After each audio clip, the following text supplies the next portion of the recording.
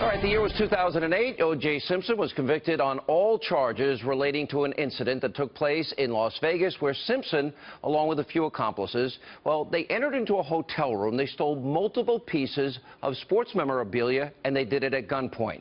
Now, Simpson was later sentenced to a maximum of 33 years in prison, but as soon as October the 1st, O.J. Simpson will once again be a free man.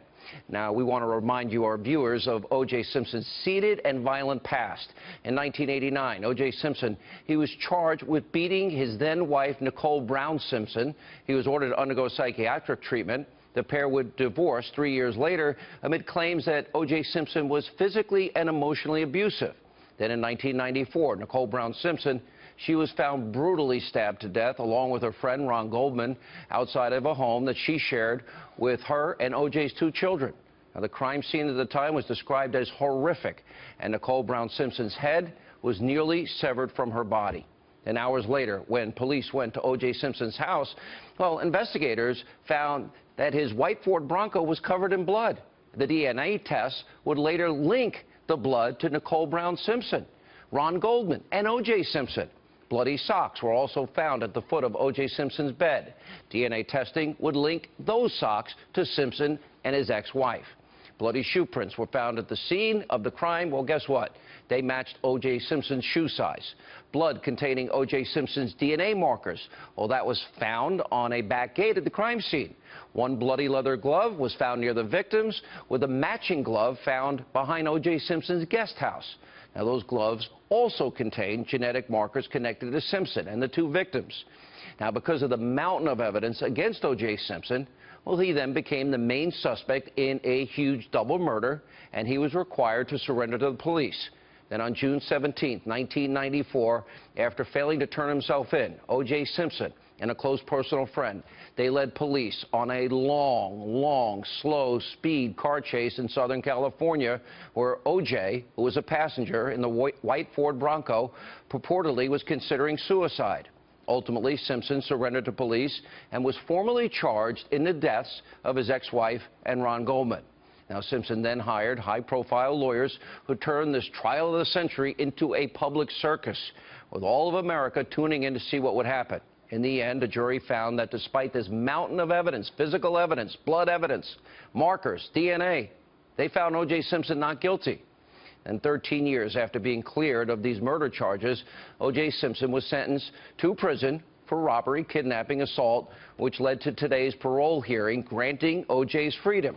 Earlier today, before the parole hearing, the Goldman family had this to say about the man they truly believe brutally murdered their loved ones. Watch this.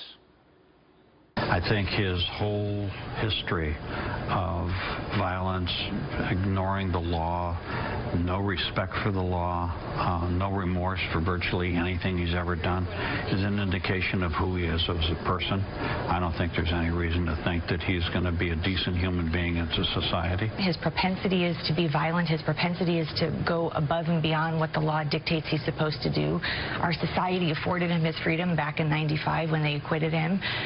I want them to be remembered that's his go-to, is violence. And today, while speaking in front of the parole board, O.J. Simpson was a mix of emotions. At times he got angry, other times he was smiling and laughing. Here's what he had to say earlier today. I'm not a guy that has conflicts on the street.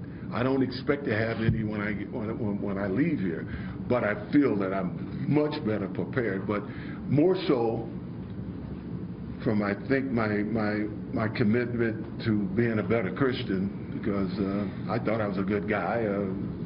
I had some problems with fidelity in my life, but I've always been a guy that pretty much got along with everybody.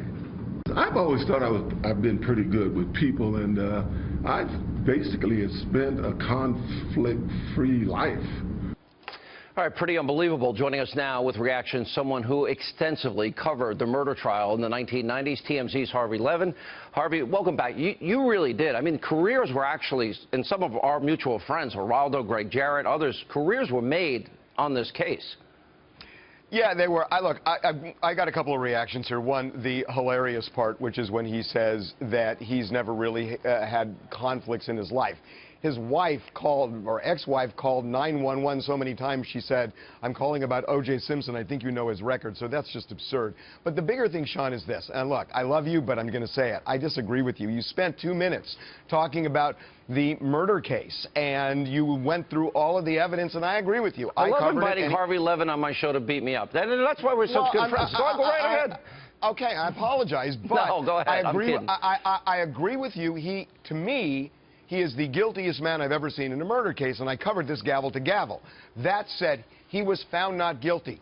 Everything you just said about that murder case is why I believe O.J. Simpson should be paroled, because the judge in that kidnapping case, to me, was a renegade judge who just wanted her pound of flesh because she was pissed off that O.J. was found not guilty. Hey, Harvey. And she shouldn't have the right to superimpose a verdict in a murder case and pretend that that's an appropriate verdict.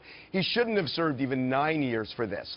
I mean, he just shouldn't have. And the parole board did what the parole board should have done. Okay, the 33-year sentence. By the way, I agree with everything you just said. Why did you assume? Because I was laying out the facts. I realized on my radio show today that some of the people that work for me were 5 years old. They didn't cover this the way we did. I guess it speaks volumes about our age. I do believe it was a pound of flesh, though. What's that?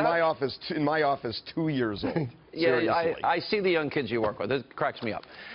And they get you pretty good on your show. But in all seriousness, the evidence, you agree with me, was overwhelming and incontrovertible on the murder case, and then he was held liable in the civil trial.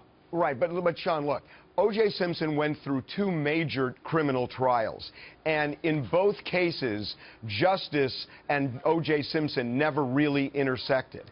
In the murder case, that was a verdict against the misdeeds of the Los Angeles Police Department, and in the kidnapping case, the judge just wanted a retake on the murder case and tried to sentence him for that and not what was before that judge. So in both cases, justice really wasn't served. Okay, but it was an armed robbery. He did help organize this and lead this. There was danger here, and, you know, whether it's about memorabilia or not, 33 years agreed. Way too much. Retribution. It was ridiculous. It was ridiculous. Yeah, I think the sentence was harsh, and I don't disagree. All right, Harvey Levin, TMZ. Thank you, sir. Okay, see you, Sean. All right, joining us.